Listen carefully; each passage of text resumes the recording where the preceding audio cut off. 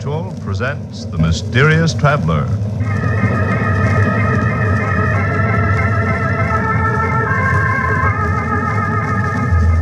This is The Mysterious Traveler, inviting you to join me on another journey into the realm of the strange and the terrifying.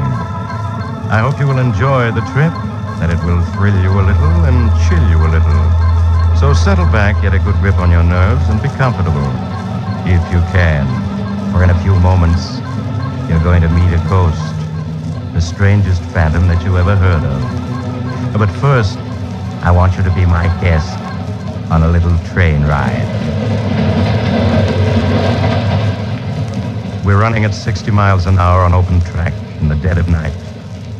Now we thunder through a sleeping village. Then beyond it, we plunge into the waiting mouth of a tunnel. We race through the tunnel and into the open again.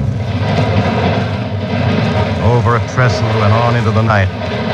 A little world of our own, rushing forward resistlessly, a symbol of power and speed and life. Yes, trains do have a life of their own, as you'll see in the unusual ghost story that I call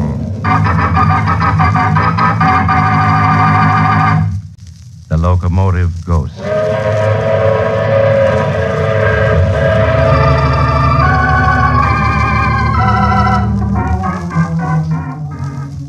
My story starts some years ago in a hilly region of western Pennsylvania. It's almost midnight, and two men laden down with several handbags are moving cautiously over the rough ground beneath a railroad trestle. They come to a spot beneath one end of it, and there in the darkness, they stop and turn on a flashlight. All right, we can sit down and rest now. Are you sure this is the right spot? Of course I'm sure. This is the loading spur. It branches off at the mine entrance. Main line's over there, about 100 yards away. How long do you think we'll have to wait? 5 or 10 minutes. These mine trains don't run in a minute the way they do out in the main line. Suppose the money isn't on the mine train. They might have changed their plans. It'll be on it. Those miners are waiting for their pay, and the treasurer's bringing it himself. Plus bonus money and cash for operating expenses. Big haul, my friend. $200,000. $200,000? That's a lot of dough, but... But what? You getting cold feet? No, of course not, but... Well, they'll be killed, won't they? The crew on the train? Forget it. I thought you were turning soft on me now after I spilled the whole plan to you. No, Joe, I'm not turning soft. Joe. What is it? Thought I heard a noise then. Over there. It's just your imagination. No, you're right. Somebody's coming. Keep the light steady. I got my gun handy. Who could it be? It's probably just a bum. They often sleep under this trestle. All right, you stop where you are. It's only me, boys.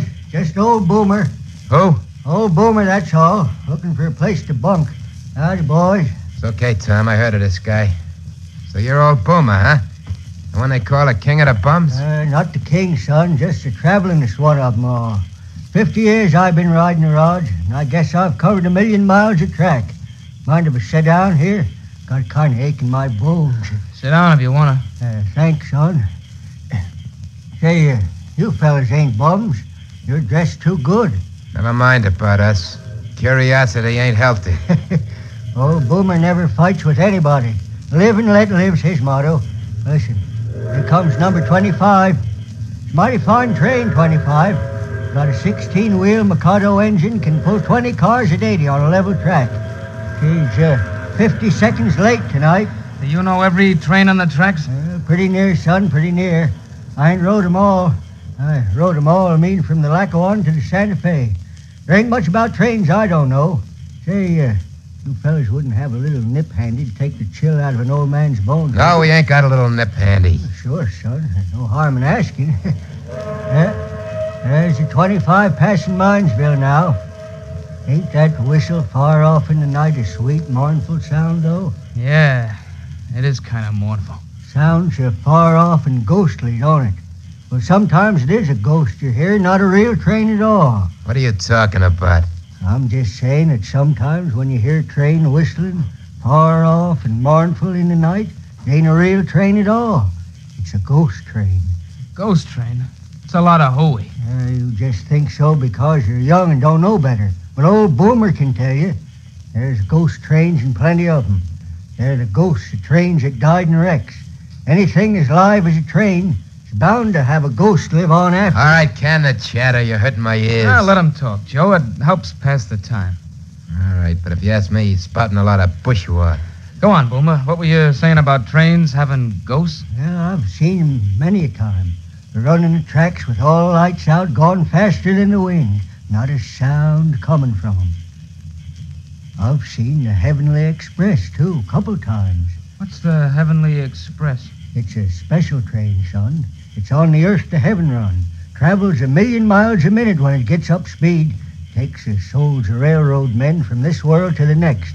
It always passes by when a wreck's gonna happen. That's enough talk. I'm sick of listening to you. All right, son.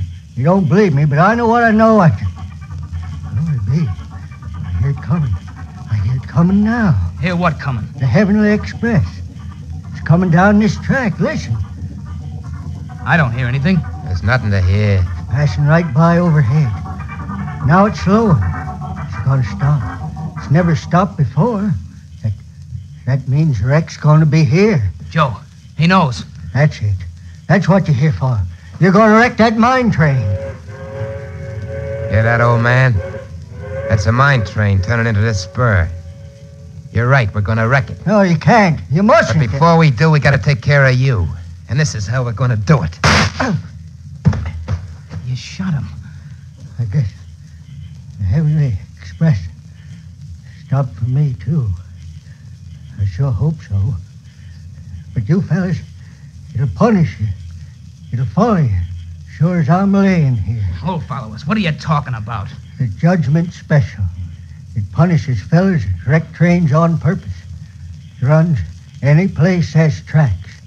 And it follows them until it gets them, one way or another. Because murdering a train is like murdering a man. You gotta pay for it. And you'll pay for it. You think I'm crazy, but you'll see. You'll see. Yeah, that shut him up. Crazy old coot. I wish you hadn't killed him, Joe. Don't be a sap. Couldn't let him live to tell what he knew, could I? No, of course not. Listen. I hear the mine train coming. We just got time to get ready now. Put the suitcase with the dynamite against the trestle here. That's it. Now, come on, help me unroll a wire. Yeah, sure, Joe. Anything you say. That's it. Keep coming. All right. We gotta get plenty far away. Hear the train now? Yeah, I hear it. I can see the headlight, too. Look how bright it is. Okay, this is far enough. Take me just a second to hitch up the detonator. There it is. Now we're all ready. It's on the trestle now. Almost halfway across. What's the matter? You sound shaky. Listen, Tom, you're in this now, and it's too late to back out, you hear? Yeah, I know. It's almost across. All right, then I'll close the detonator. Now, there she goes.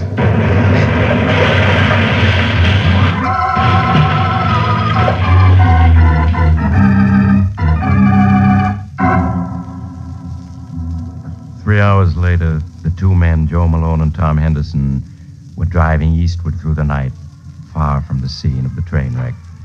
Between them on the seat was a large handbag, and Joe Malone at the wheel patted it lovingly. $200,000. Ha! You realize that, Tom? We got $200,000 riding here between us. Yeah, I know. What's the matter? You don't sound very happy about it. Sure I am. It's just... Just what? Well, I can't help remembering the crash when the mine train went into the ravine. The way the whistle kept screaming, just like the locomotive was something alive that was being killed. Oh, for Pete's sake, the whistle valve got stuck when the engine crashed, that's all. Sure, I know that, only... Well, I just can't help remembering it. Joe, the crew were all killed, weren't they? Suppose they were. What do you care? You're as nervous as an old woman. I should never rung you in on this job. I'm all right, really I am, Joe. Listen, what are you going to do with your 100,000? I'm heading for the big town. Gonna have one swell time. Gonna buy new clothes, stay at the best hotel in town, and really cut loose. Meet me in New York, I'll show you a real time. Where are you going to stay? Mrs. Miller's boarding house. It's over on the west side. You can find it in the phone book. I'm just staying idle. I can buy some real classy duds. And I'm moving to Park Avenue. Always had a yen to live on Park Avenue. Now I'm gonna see what it's like. Yeah, sounds all right. Maybe, Joe, look out, that train! What'd you do that for? Why'd you grab the brake? You stalled us right here in the middle of a railroad crossing. I had to, Joe. The train on the track there in front of us. We almost ran into What it. are you talking about? There wasn't any train on that track. But there was, running without lights and not making a sound. You're crazy. I tell you, there wasn't anything in sight, not even a hand car. But I saw it, Joe. Never heard of a train running without lights. That proves you're crazy. Oh, maybe it was an empty. But if I hadn't stopped the car, we'd have smashed into the side of it. A good mind to suck, you one. Now we're stalling the railroad track, and the car won't start. I'll get out and push. Joe, look! A headlight! Real train this time, coming around the bend. It's not 200 yards off. Joe, it's gonna hit us. We gotta jump. Yeah, but this door won't open. It's stuck. Come on, out this side. Come on, I got the bag. Oh, my coat's caught in the car door. I'm stuck. Help me. I can't, Joe. Jump! Help Jump! me, Tom. Help! Help me! Help!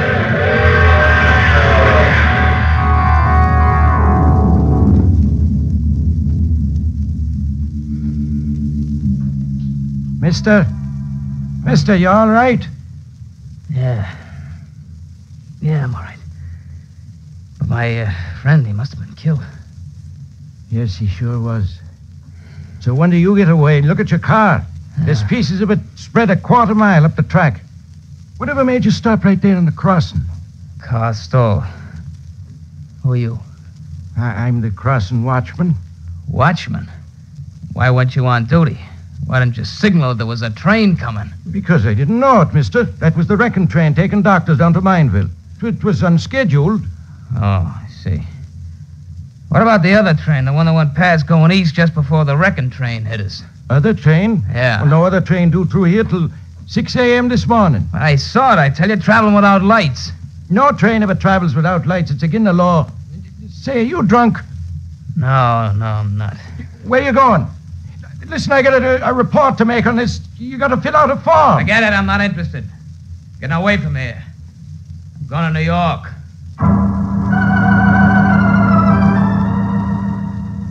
Late the next afternoon, Tom Henderson reached New York. Not knowing where else to go, he hunted in the phone book for Mrs. Miller's boarding house that Joe Malone had mentioned and went there. Mrs. Miller gave him a room on the top floor, and there he carefully locked in the closet the precious handbag that held $200,000. All of it his since Joe's unfortunate death. After that, Tom went out to see New York's nightclubs. But he got back after midnight, feeling considerably more cheerful. As he was about to unlock his door, Mrs. Miller appeared in the hall. Oh, Mr. Henderson. Oh, yeah, Mrs. Miller. I was waiting for you, Mr. Henderson. Huh? It's turned so cool that I lit the gas heater in your room. Well, thanks a lot. I just wanted to warn you that you... What was that? What was what, Mr. Henderson? That whistle just now. What was it? A boat out in the river? That was a freight train, Mr. Henderson. Freight train? Here in the heart of New York? Well, yes. They come down the west side elevated tracks to the freight yard downtown. They run past just a few yards down the street. I didn't know that. I wouldn't have come here if I had. Oh, I'm sure they won't bother you, Mr. Henderson. Really, they won't. Well, good night. No. Oh, Battle Axe. She's sure they won't bother me. It's too late to find someplace else where I'd leave here right now. I'll close the window. I'll keep the sound out. Anyway, suppose I can hear a train or two. But I'm can hearing them do me. I'm gonna go to sleep and forget it. Yeah, forget it. I've got $200,000 and my whole life ahead of me. Should let an old coot like that Boomer worry me. Joe's getting killed by a train was just an accident. Could happen to anybody. Me, I'm alive. Tomorrow, I'm gonna start enjoying it plenty.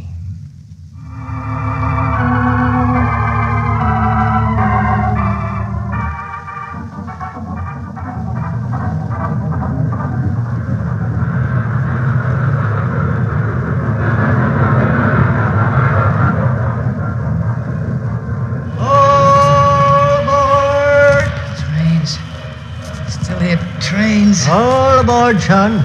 We're leaving in 1/1,000,000th of a second, and we gotta be on time.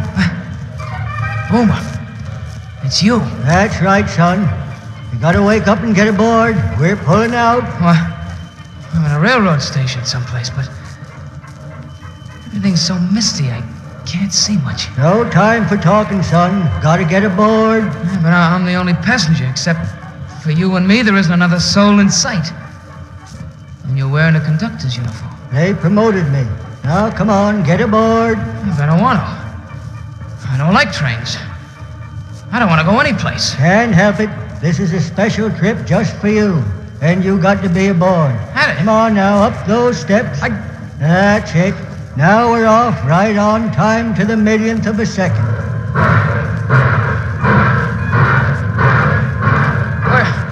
Where are we going? What train is this? Well, it's completely empty except for me and you. That's right, son. It's a 1,000-car train pulled by 30 engines. And you and me are the only ones aboard. But where are we going? What train is this, anyway? It's the Judgment Special, son. And we're bound from this world to the next. No! Yeah, or any place there's tracks, the judge hopped right outside your window and took you aboard. I don't want to die. I don't want to. You haven't any choice, son. You're on the Judgment Special and we're hitting 1,000,000 miles a minute now. What? Look out the window. There's the earth way down below us. See it? Yeah, but I don't want to leave it. I don't want to go. Look at the stars flash by. We're going 1,000,000 miles a minute, and it'll take us all eternity to get there. Yep. Here, I'll put the wind up so you can see better. There you are, son. There's the earth we left. That tiny little dot of light way up in the sky. I won't go with you. I won't. Hey, I won't. what are you doing? Get down. You can't jump out that window.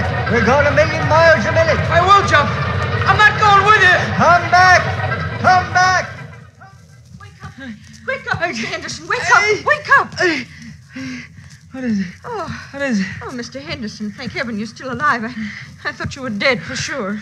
What happened? But you closed your window.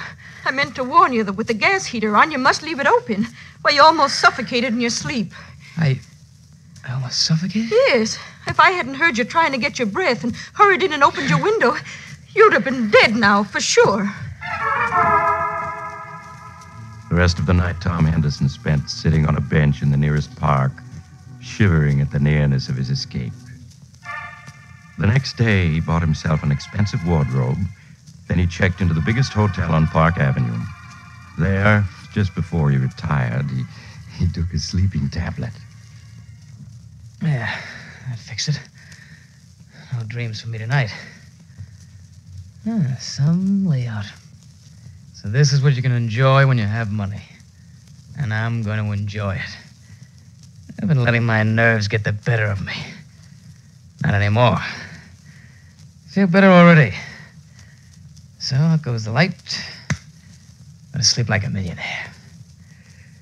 Yes, just like a millionaire. And so Tom fell asleep. But unfortunately, he did dream. And he knew he was dreaming, but he couldn't wake up. It was a very curious dream indeed. He dreamed that he got up and dressed, rode down in the elevator, that he walked out into Park Avenue, and there, down the street, he found a tiny door which he entered. It led down a flight of steep iron stairs to a dark tunnel far beneath the ground. There in the tunnel, a man was waiting for him. The man turned, and he saw it was his former pal, Joe Malone. Hello, Tom. Joe. Joe, it's you. Yeah. I've been waiting for you, Tom. But you're dead. I saw you killed. Maybe I'm dead. Maybe I'm not. You're dead. I know it. It's just a dream. I gotta wake up. Can't wake up. Don't you understand? You're never gonna wake up. I will. Oh, Tom. Now come along with me. I'm here to guide you. Where? Where are you taking me? Down this tunnel. See how it stretches out? On and on. Now it keeps going down and down. No. What do you think it goes to? I don't know. I don't want to know. Come on now, Tom. I can't wait all night. No, I won't go. I'm going to wake up. You can't, Tom. The night I was killed, you saw the judgment special. Now you can never get away from it. It's not true. It's the dream. I'm safe in my own bed in the hotel. And you refuse to come with me? Yes, I do. I refuse. Listen, Tom. Listen to what? I don't hear anything. Listen. It's closer now. You hear that? That's the judgment special, Tom. Coming through this tunnel. Train. It's a train coming. And where are you going to go? You're in a tunnel, Tom, and no way out. It's just a dream. It can't hurt me. It's coming closer, Tom. It's coming closer. No, it's only a dream. I gotta wake up. Wake up. Wake up. Wake up. Wake up. Wake up, mister. Oh. Thank heavens I'm awake. I'd say not any too soon either. But,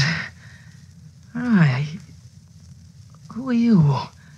So dark and carrying a lantern. Who am I, mister? I'm a track walker. Track walker? What do you mean? I mean that I inspect the track here under Park Avenue. What? How did I get here? Why, mister, a minute ago I found you walking in your sleep, your eyes tight closed down this tunnel right under Park Avenue. Park Avenue? If I hadn't met you, you never would open your eyes again, because number 10 is due along here in 3 minutes. Then it wasn't a dream. I really am in a railroad tunnel. Yes, I am. I'll say you are. How you got here, I don't know, unless you came down one of the inspection doors from the street. But, brother, if this walking in your sleep is something you do often, take my advice and see a doctor. But Tom didn't go to a doctor, for he knew what a doctor would say. That it was his nerves, his guilty conscience. Now Tom felt he had to get away, far away to a place where there were no trains to haunt him. At dawn, he bought a ticket on the first plane leaving for Canada. That afternoon, he found himself in a tiny town deep in the heart of Canada. There, he hired a French-Canadian guide to take him by canoe far into the woods, away from any trace of civilization. Late that night, they arrived at the cabin where the guide lived with his wife. Tom unpacked his suitcase and joined the guide and his wife on the porch. For the first time since the wrecking of the mine train, Tom felt at peace. Oh, this is something like it. It is peaceful, is it not, monsieur? Yeah. Ah, monsieur's nerves are better already. Yes, this is what I need. How far is it to the nearest railroad? It is 80 miles, monsieur. 80 miles. Old Boomer said it traveled anywhere there were tracks. 80 miles ought to be enough. Pardon? I do not understand. Oh, never mind.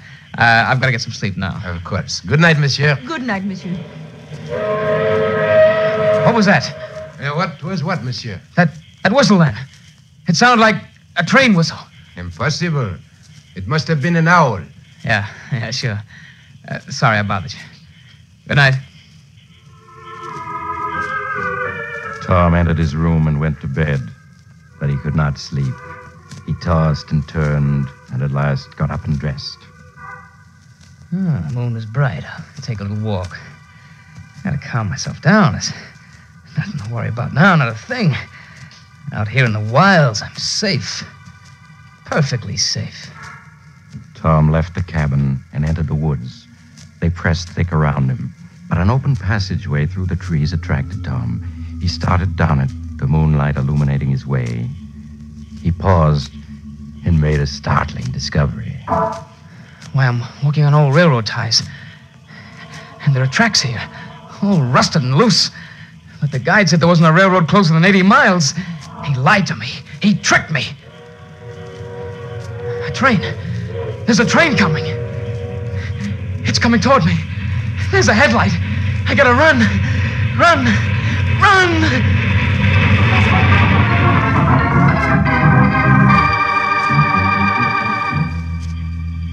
Marie! Qu'est-ce que c'est que ça, Pierre? The nearest one. He's not in the cabin. He has wandered off into the woods. Oh, that is strange. We must go after him. Hurry, before he does himself an injury.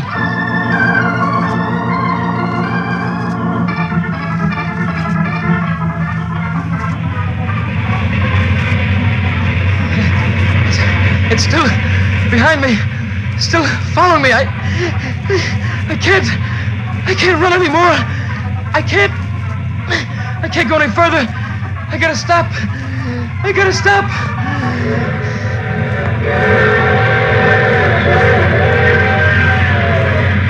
The Judgment Special, son. It runs any place there's tracks, and it follows you till it gets you. Because murdering a train is like murdering a man. You got to pay for it. You think I'm crazy, but you'll see. Here it comes, son. No!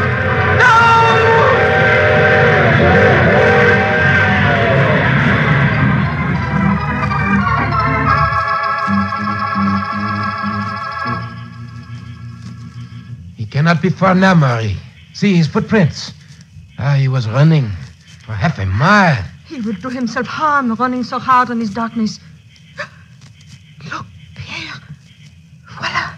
Yes, it is the nervous one. We have found him. He's lying face down. Wait, I will turn him over. Pierre, he lies so still. Has he done himself an injury? No, Marie. There is not a mark on him. Yet his face, it is twisted with fear. Pierre, is he dead? Yes, Marie, he is dead. His heart. He killed himself by running, no doubt. But what was it he ran away from? There is nothing dangerous in these woods.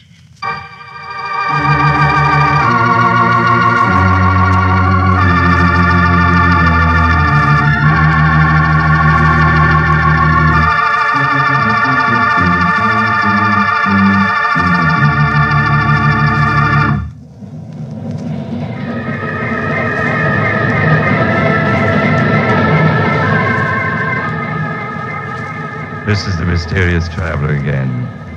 Poor Tom. The tracks he found himself on led to an abandoned logging camp. They hadn't been used in 20 years, and no train could possibly have run on them. Except a ghost train. But of course, none of us believes in ghosts, so we'll just have to accept the coroner's verdict, which was heart failure induced by overexertion. Just the same, if you ever see a train running without lights and going faster than the wind, don't be too sure it's only your imagination. And next time you hear a distant, mournful whistle in the night, all this talk about trains is making you nervous, and you have to get off here. I'm sorry. But I'm sure we'll meet again. Shall we say next week at the same time?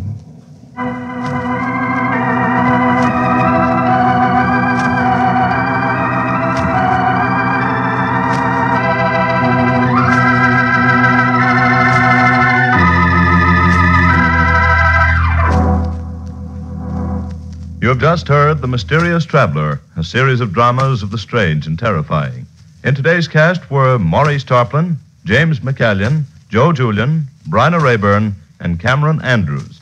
Original music was played by Charles Paul. The Mysterious Traveler is written, produced, and directed by Bob Arthur and David Kogan.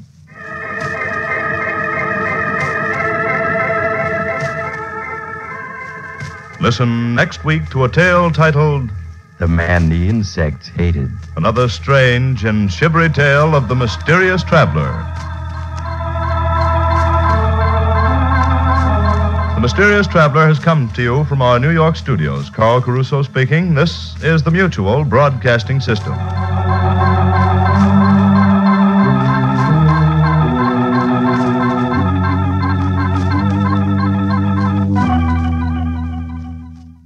Until next time, this is John.